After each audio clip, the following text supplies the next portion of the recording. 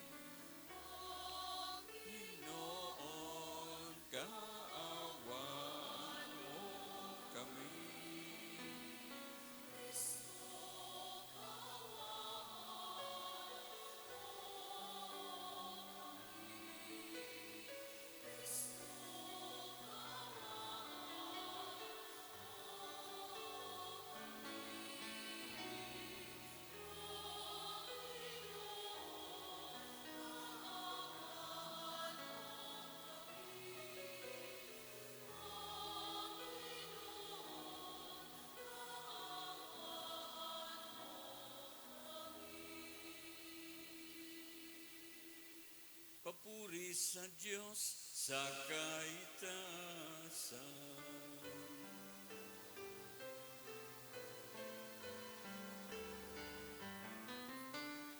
Papuri sa Diyos, papuri sa Diyos, papuri sa Diyos sa kaitaasan. At sa lupa'y kapayapaan, at sa lupa'y kapayapaan, sa mga tao kinalulugdan niya.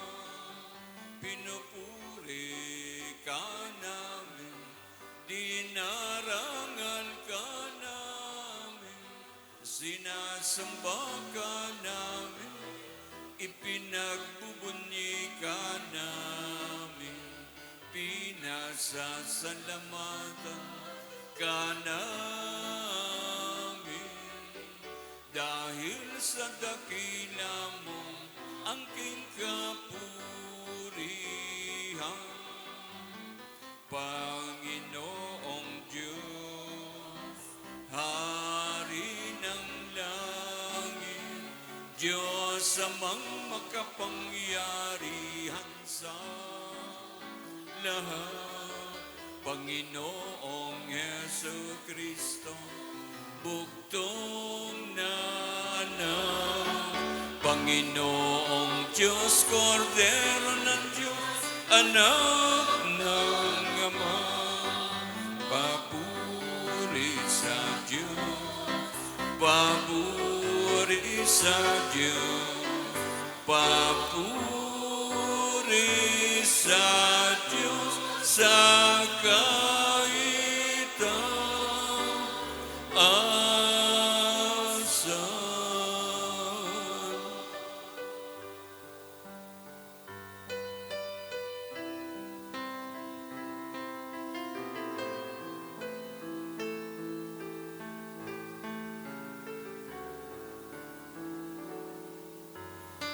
Ikaw na nag-aalis ng mga kasalanan ng sanlibutan. Maawa ka sa amin.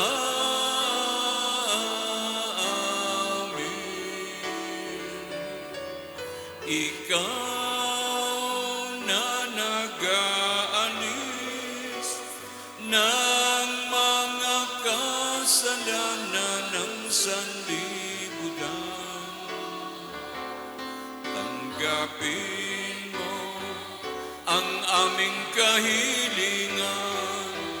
Tanggapin mo ang aming kahilingan. Ikaw na naluluklok sa kanan ng Ama. Maawa ka sa amin.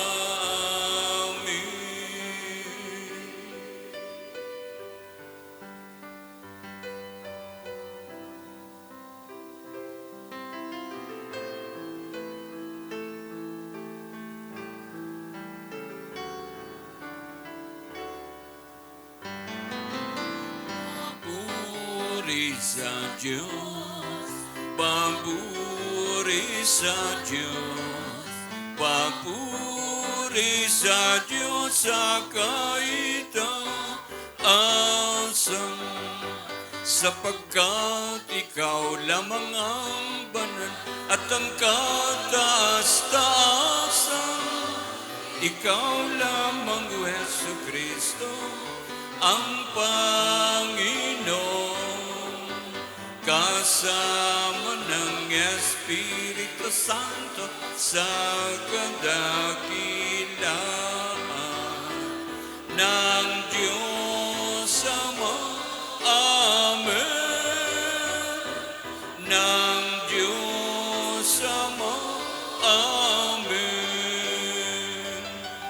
Papuri sa Diyos, papuri sa Diyos, papuri sa Diyos sa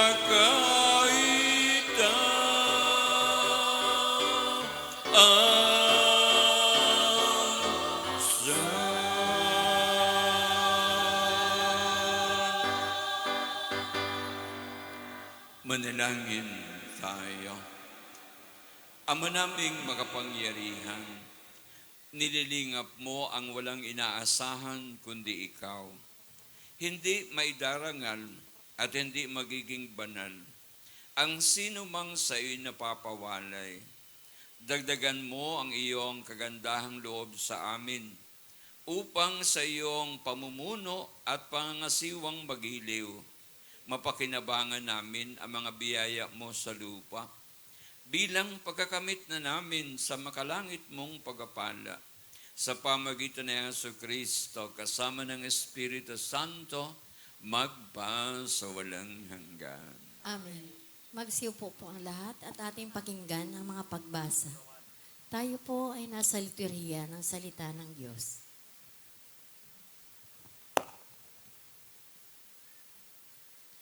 Pagbasa mula sa aklat ni Propeta Jeremias. Nang pasimula ng paghahari sa Huda ni Joaquim na anak ni Josias, tumanggap si Jeremias ng pahayag mula sa Panginoon. Tumayo ka sa bulwagan ng templo at magsalita ka sa mga naninirahan sa lahat ng lungsod sa Huda na naparoon upang sumamba. Huwag kang maglilihim ng anuman. Baka sakaling sila'y makinig at tumalikod sa kanilang masamang pamumuhay. Kung magkagayon, pahihinuhod ako at hindi ko na itutuloy ang parusang inihahanda ko sa kanila dahil sa masasamang ginagawa nila. Sasabihin mo sa kanila, sinasabi ng Panginoon, kung hindi kayo makikinig sa akin at kung hindi ninyo susundin ang mga utos ko sa inyo at di ninyo pakikinggan ang sinasabi ng propetang sinugo ko sa inyo, ang templong ito'y itutulad ko sa silo at gagamitin ng mga bansa ang pangalan ng lungsod na ito sa panunungayaw. Ang pahayag na ito ni Jeremias ay napakinggan ng mga saserdote, ng mga propeta at ng lahat ng taong nasa templo ng Panginoon. Pagkatapos niyang magsalita, si Jeremias ay dinakip nila. Dapat kang mamatay. Bakit nagpahayag ka sa pangalan ng Panginoon na matutulad sa silo ang templong ito? Mawawasak ang lungsod at walang matitirang sinuman, at siya'y pinaligiran ng mga tao. Ang salita ng Diyos. Salamat sa Diyos. Salmong tugunan, Panginoon iyong dinggin, akong iyong ginigiliw. Panginoon, iyong dinggin, akong iyong ginigiliw. Ang nangamumuhi ng walang dahilan, higit na marami sa buhok kong taglay. Daming sinungaling na nagpaparatang, ang hangad sa akin, ako ay mapatay. Ang pag-aari kong di man ninakaw, nais nilang kunit, dapat daw ibigay. Panginoon, iyong dinggin, akong iyong ginigiliw. Dahilan sa iyo, ako'y naglahi, napahiyang lubos sa pagkaunsyami. Sa mga kapatid, parang ako'y iba, kasambahay ko na'y di ako kilala. Ang pagmamahal ko sa banal mong templo, matinding matindi sa kalooban ko. Sa akin bumagsak paghamak sa iyo. Panginoon, iyong dinggin, akong iyong ginigiliw. At sa ganang akin, ako'y dadalangin. Sa iyo, poon, sana'y iyong dinggin. Sa mga panahon na iyong ibigin, dahil sa dakilang pag-ibig sa akin, ang iyong pangakong pagtubos ay sundin. Panginoon, iyong dinggin, akong iyong ginigiliw. Ang ating pong mabuting balita ay ayon kay San Mateo. Magsitayo po ang lahat bilang pagbibigay galang sa mabuting balita.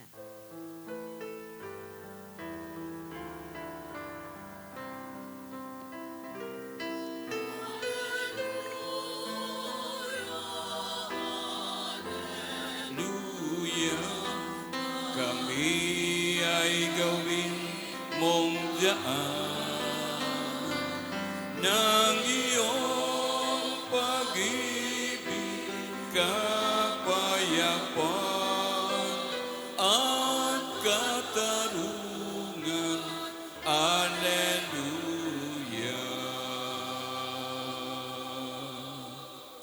Sumainyo ang Panginoon. At sumainyo rin. Ang mabuting balita ng Panginoon ayon kay San Mateo. Papuri sa iyo, Panginoon. Noong ding araw na iyon, si Jesus ay lumabas ng bahay at naupo sa tabi ng lawa. Pinagkalipunpunan siya ng makapal na tao, kaya't sumakay siya sa isang bangka doon at naupo. Nasa dalampasigan naman ang mga tao at nagturo siya ng maraming bagay sa pamagitan ng mga talinhaga. May isang magsasakang lumabas upang maghasik. Sa kaniyang paghahasik, may binhing nalaglag sa tabi ng daan. Dumating ang mga ibon at tinuka ang mga iyon. May binhi namang nalaglag sa kabatuhan. Sapagkat manipis lang ang lupa doon, sumibol agad ang binhing iyon. Ngunit nang mapabilad sa matinding sikat ng araw, ay natuyo. Palibhasay walang gaanong ugat. May binhi namang nalaglag sa dawagan. Lumago ang mga dawag at ininis ang mga iyon. Ngunit ang binhing nalaglag sa mabuting lupa ay nag-uhay, may tig-100, may tig-60, at may tig-30 butil ang bawat uhay. Ang may pandinig ay makinig. Ang mabuting balita ng Panginoon. Pinupuri ka namin, namin, Panginoong O Jesucristo. Kristo. Tayo po ay magsiupo at taimtim nating pakinggan ang umilya. Magandang umaga sa inyong lahat. Magandang umaga rin po, Father. Para sa ating pamunuan mula sa pinakamataas nating pinuno ng ating lalawigan, sa ating congressman, ang sunod pababa sa ating gobernor, vice governor, ang mga bukal ng ating lalawigan, gayon din sa ating mga mayors ng 6 na bayan, sa pangunguna siyempre ni Mayor Carrion, na siya ang, siyempre, teritoryo niya ang bahaging ito. Sa mga vice mayor ng mga bayan, sa mga konsihales ba ang tawag doon, hanggang pababa, mga kapitan, at siyempre sa ating kapitan ng Balimbing. At gayon din sa ating mga kapulisan at kung ano-anong ahensya ng ating pamahalaan. Una, ang aking pagbati sa ating pagdiriwang sa araw na ito.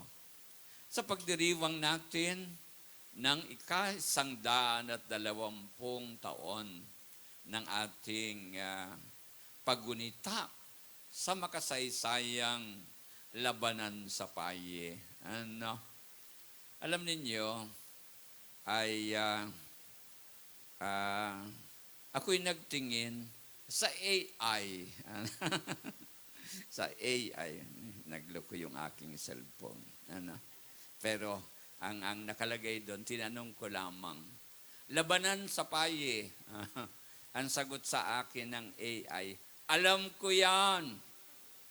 Yan ay hindi lamang balita o balita-balita lamang. Yan ay buhay ng tao sa Marinduque. Tingnan mo yung AI, Artificial Intelligence.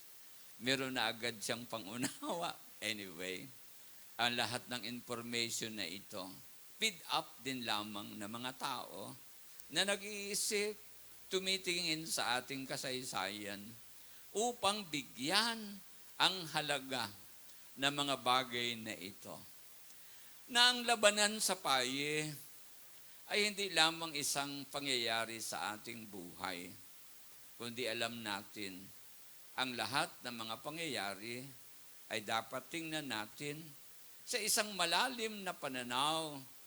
At ang tanong natin, ano ang mapupulot natin at kapakinabangan ng battle o paye, labanan sa paye? At ako'y hanga sa inyong nabuo na tema sa pagdiriwang nating ito.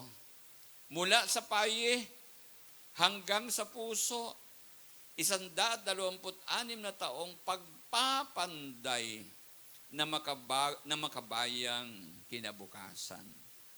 At nais ko itong pagnilayan ng husto. Pagnilayan natin ang kahulugan ng bagay na ito. Mula sa paye.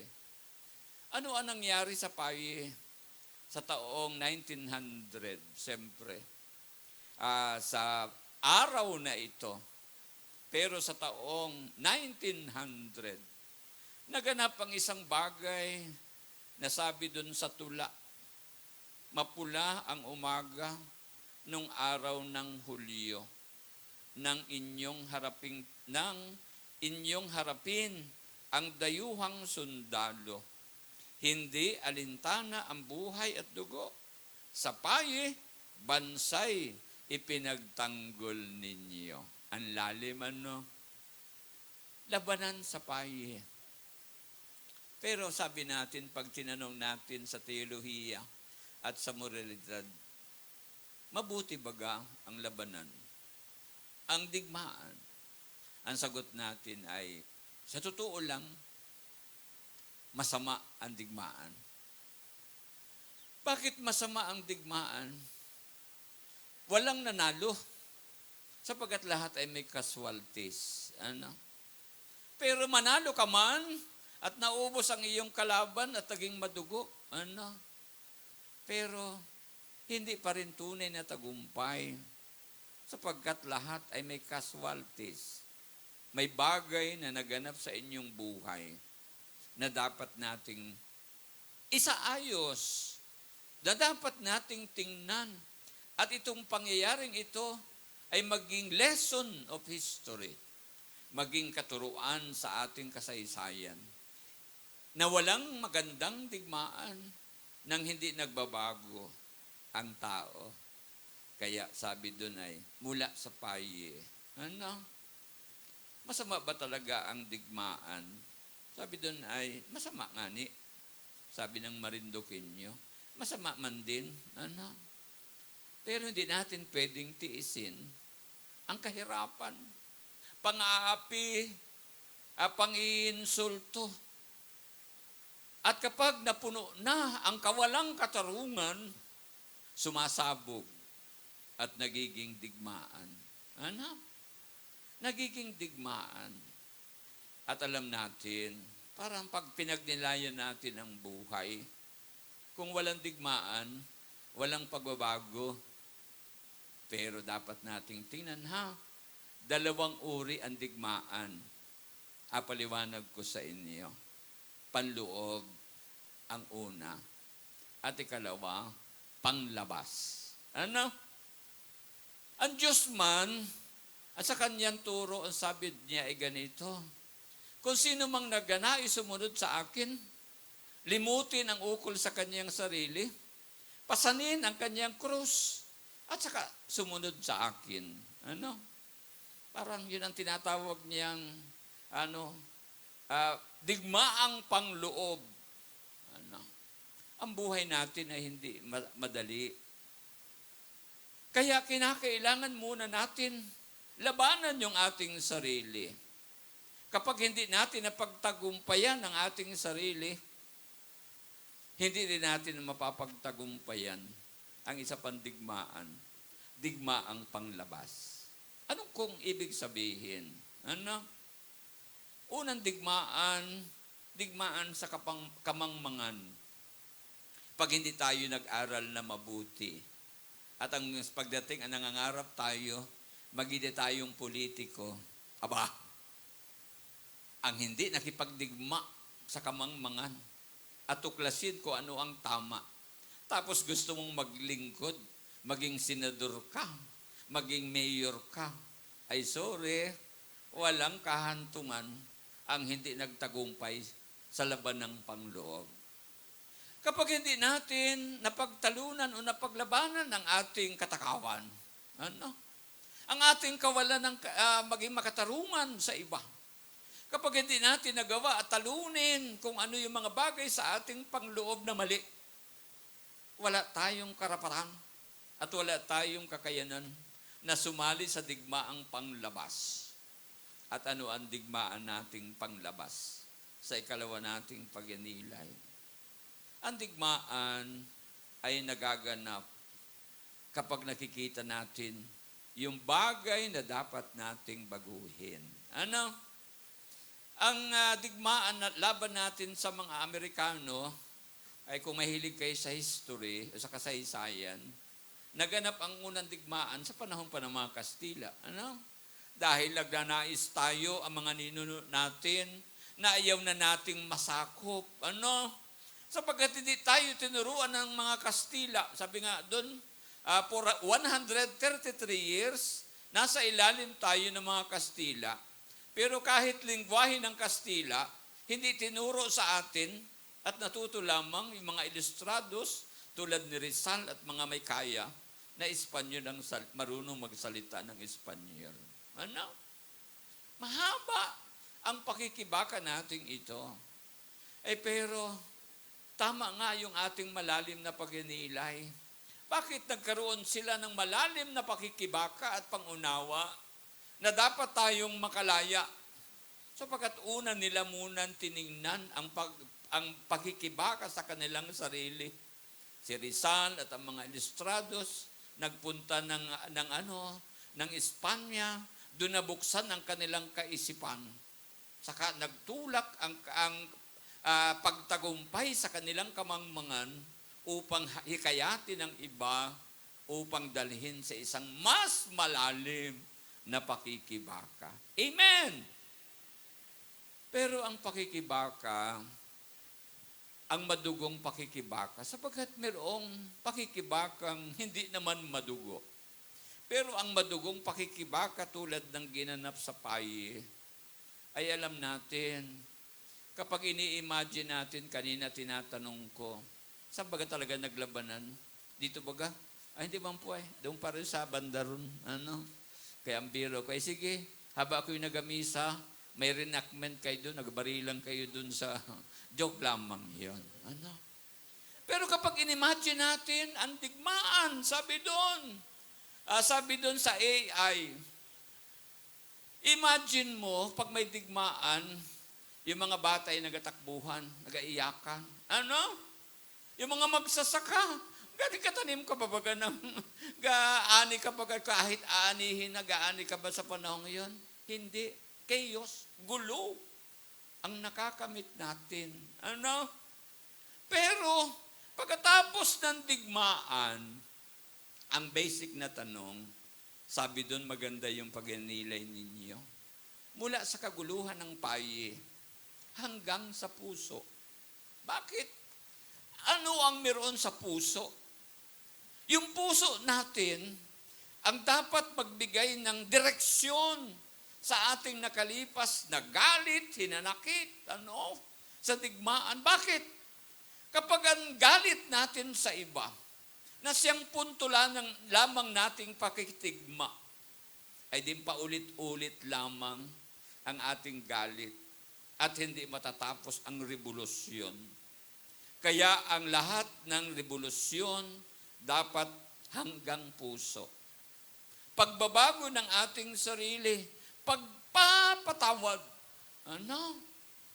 Kaya siguro, alam natin kung ginawa ang pinagagawa sa atin ng mga Amerikano, anong pinagagawa sa atin ng mga sakang na mga Hapon.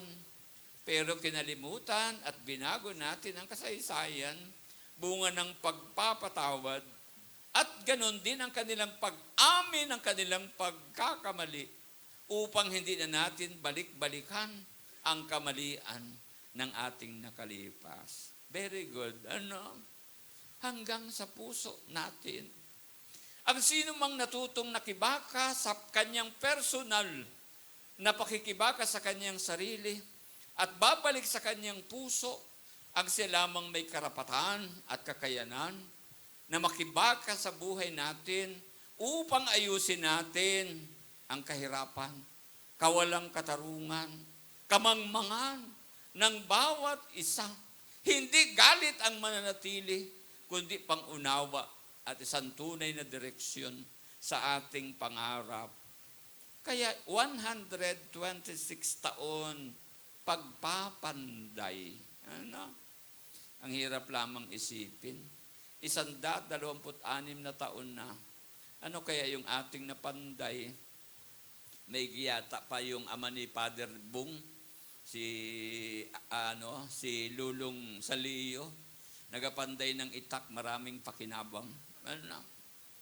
Ano ang napanday natin sa loob ng 126 years? Ay kaya ang aking binasang ebanghelyo, doon natin iugnay. Ang buhay natin parang tulad ng isang tao na nagasik ng binhi. Sari-sari ang ating pinagdaanan. Sari-sari ang ating hirap ng buhay.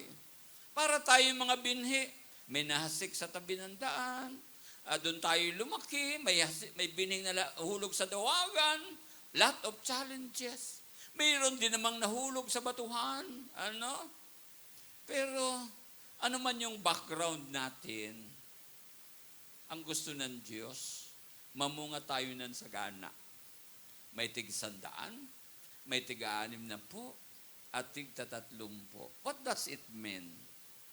Ang gawain natin, ano man ang ating katatayuan, nasa pamahalaan ka man, nasa anumang sektor ka man ng lipunan, ang ating gawain is to prepare the soil.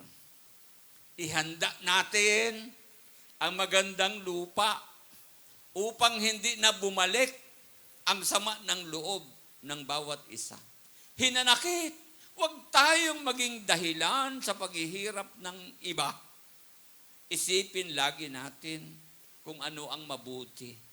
Sapagkat kapag hindi natin inihanda ang magandang lupa para sa ating mga susunod na henerasyon, sa inyong mga anak, sa inyong magiging mga apo sa tuhod hanggang talampakan, nang hindi natin naihanda ang magandang lupa. hindi magbubunga, tigi 100, tiga 60 at tigta 30. Ito ang lesson na makikita natin sa Battle of Paye. Ano? Napakaganda. Ako'y natutuwa sa nag-isip nito. Ano? But anyway, there are strategies kung paano mabubuo yan. Ano? Sa isang magandang pananaw. 126 years. Ano? Taon-taon natin itong ipinagdiriwang, hindi para alalahanin ang tabak, ang mga baril, ang kung may kanyon man. Ano? Hindi yun ang ating inaalaala. Kundi inaalala natin ang mga pangarap natin at pakikibaka na baguhin ang ating magandang kasalukuyan hanggang marating natin kung ano yung ating pangarap. Ikatatlo, piyesta ngayon ni San Ignacio ng Loyola. Kaya ako lamang ang pari na narito, lahat ng pari ngayon nasa Torrijos. Sapagkat yun ang piyesta ni San Ignacio. Sabi doon si San Ignacio daw, kamukha ko. Ano? Kaya may kanta ro na, San Ignaciong kamukha ko. Joke lang yun. Ano? But anyway, maganda ring inspirasyon si San Ignacio. Doon sa alam niyong buhay ni San Ignacio, si San Ignacio ay dating sundalo. Ano? Kabalyero sa madaling salita. Lumalaban sila, itong talagang ang profesyon ni Ignacio ay siya sundalo. At siyempre sa isang sundalo ay di habulin siya ng chicks. Ano? Pero may pangyayari sa buhay ni Ignacio na sa kanyang pakakidigma, may bala ng kanyon na tumalisik sa malapit sa kanya. At siyempre mga sharp nails at kung anumang bagay, tinamaan yung kanyang paa. Kaya itong si Ignacio ay nadala sa ospital. Ano? Nadala sa ospital. At ang siya madala sa ospital, naiinip siya at nanghahanap siya ng mga nobela, novel of romance. Romantic novels ang gusto sana niyang basahin. Walang magbigay sa kanya. At ang sa kagustuhan niyang magpahinga habang nagapagaling, Bible ang nabasa niya at ang ikalawang aklat, Lives of the Saints, buhay ng mga santo at santa. Doon nagsimula ang kanyang malalim na pag-inilay at tinatanong niya, kung ako'y nakikibaka sa kapakanan ng aking bansa, mas malalim pala ang pakikibaka ni Kristo na hinahamon sa atin. Kaya tulad nun, unang pakikibaka ay sa ating sarili. Alisin muna natin kung ano ang meron tayo na masama. At ibukas natin ang ating sarili sa tunay na pakikidigma ni Kristo na magbago tayo sa ating sarili at maging instrumento ng ating kapwa na mabago ang ating masamang lipunan. Ano? Kaya napakaganda. Nagkataon na sa ganitong araw, meron pala tayong isang sundalo, tunay na sundalo na nakikibaka sa isang pisikal na giyera hanggang pumasok siya sa isang spiritual na giyera na siyang nagsasabi sa bandang huli ng kanyang buhay, ad maiorem Dei gloriam. Ano sa English? For the greater glory of God. Ano? Para sa lalong ikakadakila ng Diyos. Nawa, ito ang ating pangarap, ito ang ating dalangin sa araw na ito. Ang ika-26 na taong pagunita sa makasaysayang labanan ay maging tunay nating labanan upang alisin natin ang sakim, katakawan, sa anumang bagay, kayamanan man o pwesto. At isipin natin ang tunay na pakikibaka na tunay tayong sumama sa mga dukha, mga nangangailangan, mga nasa laylayan ng lipunan. Hindi magdudulot ito ng kawalan sa atin, kundi ng tunay na tagumpay para sa buong sambayan ng Pilipino. Ang aking pakikiisa at diwa sa pagdiriwang natin sa taong ito. Magsitayo tayo.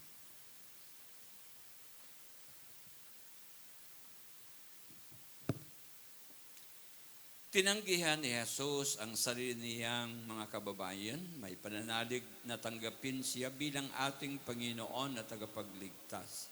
At ang ating itutugon sa bawat panalangin, Panginoon, dinggin mo ang aming panalangin. Panginoon, dinggin mo ang aming panalangin. Ang mga pinuno ng simbahan naway magpahayag ng salita ng Diyos nang may katapangan at may pananalig na isabuhay ito. Manalangin tayo sa Panginoon. Panginoon, dinggin mo ang aming panalangin. Tayo naway mapalakas sa maalab at walang takot na pagpapahayag ng mensahe ng Ebanghelyo sa ating tahanan at kapitbahayan. Manalangin tayo sa Panginoon. Panginoon, dinggin mo ang aming panalangin. Ang mga misyonero naway maging mapagtiis at huwag manghina ng kalooban sa paghahasik ng mensahe ng Diyos sa mga lugar na hindi pa tumatanggap nito. Manalangin tayo sa Panginoon. Panginoon, dinggin mo ang aming panalangin.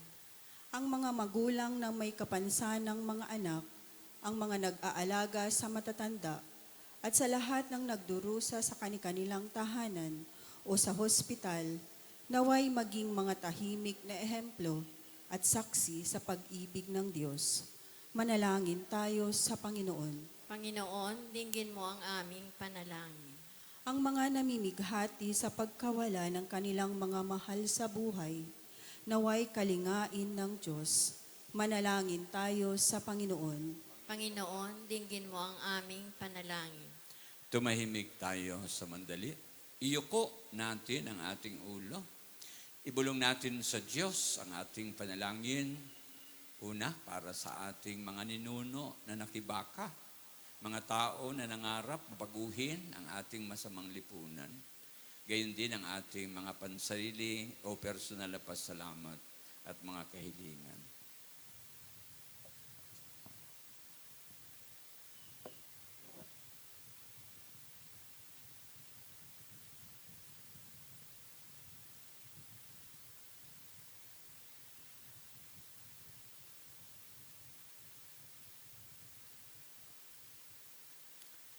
Diyos, Ama sa langit, nananalig kaming nanalangin sa iyo.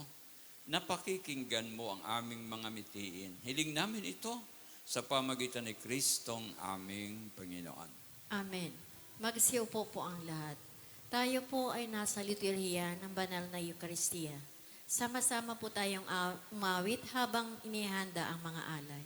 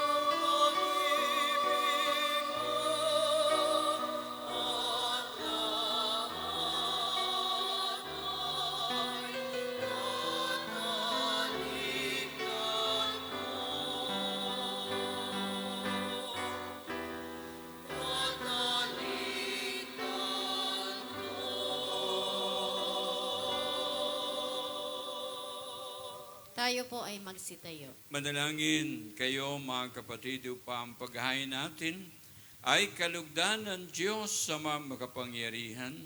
Tanggapin nawa ng Panginoon paghahain sa iyong mga kamay, sa puri at karangalan sa ating kapakinabangan at sa buong sambayan niyang banal. Ama naming lumikha, tanggapin mo ang mga alay na sa iyo rin nagmula. At ngayon aming inihanda sa iyong dambana upang sa aming ginagawang pagdiriwang, ang iyong paglingap ay magtaguyod sa tanan at magpabanal sa aming pamuhay sa kasalukuyan at mag-akay sa amin sa ligayang walang katapusan sa pamagitan ni Jesucristo kasama ng Espiritu Santo magpa sa walang hanggan. Amen. Sumainyo ang Panginoon. At sumainyo rin. Itaas sa Diyos ang inyong puso at diwa. Itinaas na namin sa Panginoon. Pasalamatan natin ng Panginoong ating Diyos. Marapat na siya ay pasalamatan. Ama naming makapangyarihan, tunay ngang marapat na ikaw ay aming pasalamatan. Nasa iyo ang aming buhay, pagkilos at pag-iral. Sa pamuhay namin araw-araw, tinatamasa namin ang iyong pagmamahal. Sa pag-ibig mong ipinunla sa sangkatauhan, ang Espiritu Santong unang aning bigay ay ng anak mong naglagak sa amin ng katiyakang nakalaang mabuhay kami sa piling mo kailanman. Kaya kaisa ng mga anghel na nagsisiawit ng papuri sa iyo ng walang humpay sa kalangitan, kami nagbubuni sa iyong kadakilaan.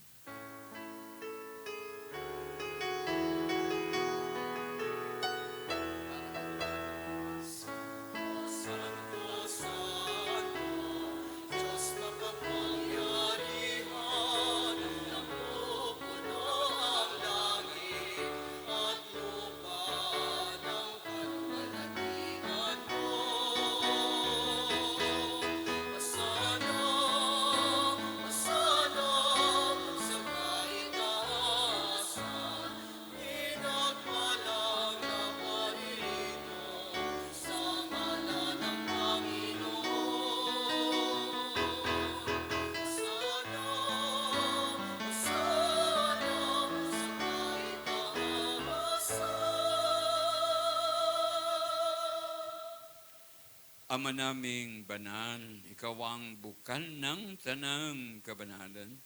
Kaya't sa pamagitan ng iyong Espiritu, gain mong banal ang mga kaloob na ito, upang para sa amin maging katawan na dugo ng aming Panginoong Heso Kristo. Bago niya pinagtiisang kusang loob na maging handog, hinawakan niya ang tinapay, pinasalamatan kaniya. Pinaghati-hati niya iyon, niabot sa kanyang mga alagad at sinabi, tanggapin ninyong lahat ito at kanin. Ito ang aking katawan na ihahandog para sa inyo.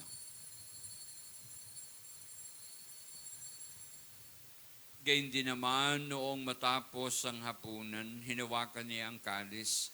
Muli kaniyang pinasalamatan, niabot niya ang kalis sa kanyang mga alagad at sinabi, tanggapin ninyong lahat ito at inumin. Ito ang kalis ng aking dugo ng bago at walang hanggang tipan. Ang aking dugo na ibubuhos para sa inyo at para sa lahat sa kapagpapatawad ng mga kasalanan. Gawin ninyo ito sa pag-alaala sa akin.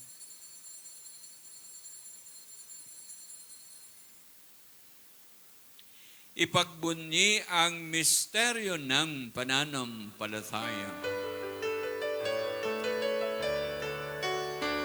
Si Kristo ay gunitain, sarili ay inihain, bilang pagkain inumin, pinagsasaluhan natin. Gang sa siya'y dumating, gang sa siya'y dumating. Ama, ginagawa namin ngayon pag-alaala sa pagkamatay at muling pagkabuhay ng iyong anak. Kaya't inialay namin sa iyong tinapay nagbibigay buhay at ang kalis na nagkakaloob ng kaligtasan. Kami nagpapasalamat dahil kami yung minarapat na tumayo sa harap mo para maglingkod sa iyo. Sinasamot namin kami magsasalo-salo sa katawan dugo ni Kristo ay mabuklod sa pagkakaisa sa pamagitan ng Espiritu Santo. Ama, lingapin mo ang iyong simbahang dagano sa buong daigdig. Puspusin mo kami sa pag-ibig kay isa ni Leon na aming Papa, ni Edwin ng aming Obispo at ng buong kaparian. Alalahanin mo rin ang mga kapatid naming nahimlay na may pag-asang sila'y muling mabuhay, gayon din ang lahat ng mga pumanaw. Kawan mo sila at patuloyin sa iyong kaliwanagan. Kawan mo at pagindapating kaming lahat na makasalo sa iyong buhay na walang wakas. Kaisa ng mahal na Birheng Maria, ang ina ng Diyos, si San Jose, ang kanyang esposo, kaisa ng mga apostol at lahat ng mga banal, na namuhay dito sa daigdig ng kalugod-lugod sa iyo. Maipagdiwang nawat namin ang pagpupuri sa ikararangal mo sa pamagitan ng iyong anak, na aming Panginoong Heso Kristo. Sa pamagitan ni Kristo, kasama niya at sa Kanya, ang lahat ng parangal at papuri ay sa iyo, Diyos Ama makapangyarihan, kasama ng Espiritu Santo, magpa sa walang hanggan. Amen. Sama-sama tayong umawit.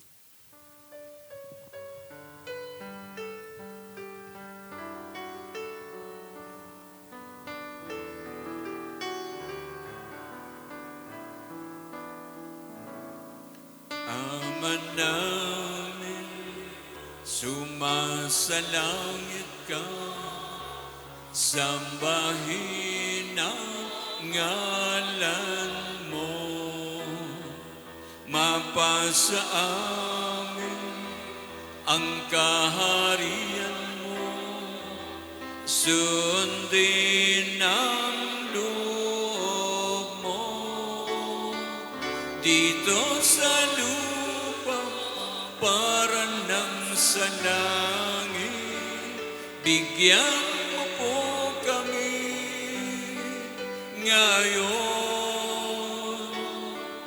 ng aming kakanin sa araw-araw at patawarin mo kami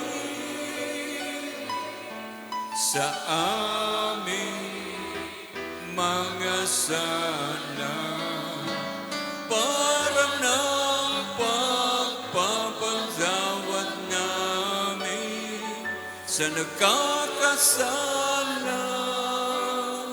sa amin, at huwag mo kami ipahintulot sa tukso, at diadya mo kami sa lahat ng masama. Hinihiling namin kami adya sa lahat ng masama, pagkalooban ng kapayapaan araw-araw, iligtas sa kasalanan at ilayo sa lahat ng kapahamakan, samantalang aming pinananabikan ng dakilang araw ng pagkapahayag ng tagapagligtas naming si Jesu Kristo. Sapagkat sa iyo ang kaharian, kapangyarihan at kapurihan, yun at magpakailanman, ngayon at magpakailanman. Panginoong Kristo, sinabi mo sa mga apostol, kapayapaan ang iniiwan ko sa inyo, ang aking kapayapaan binibigay ko sa inyo. Tunghayan mo ang aming pananampalataya, huwag ang aming mga pagkakasala. Pagkalooban mo kami ng kapayapaan at pagkakaisa, ayon sa iyong kalooban, kasama ng Espiritu Santo, magpasawalang hanggan. Amen. Ang kapayapaan ng Panginoon naway laging sumainyo. At sumainyo rin. Magbigayan kayo ng kapayapaan sa isa't isa. Peace.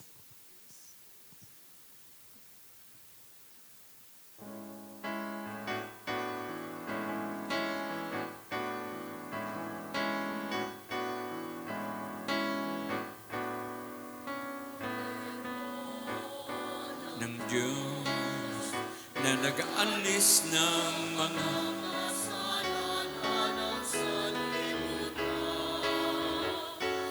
awa ka, Cordero, Diyos na nag-aalis ng mga kasalanan ng sanlibutan.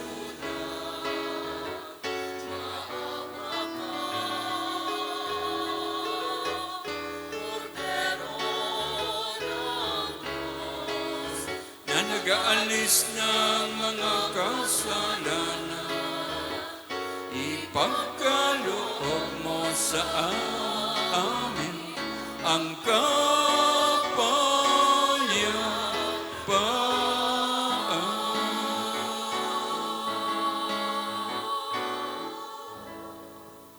Mga kapatid, sa Jesus, ang Kordero ng Diyos na sa nating kaligtasan, mapalad tayong tinawag upang siya'y tanggapin.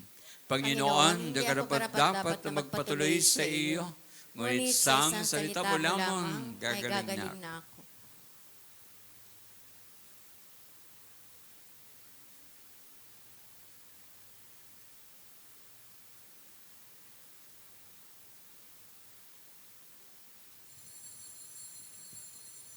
Makaupo po tayo at umawit sa pakikinabang.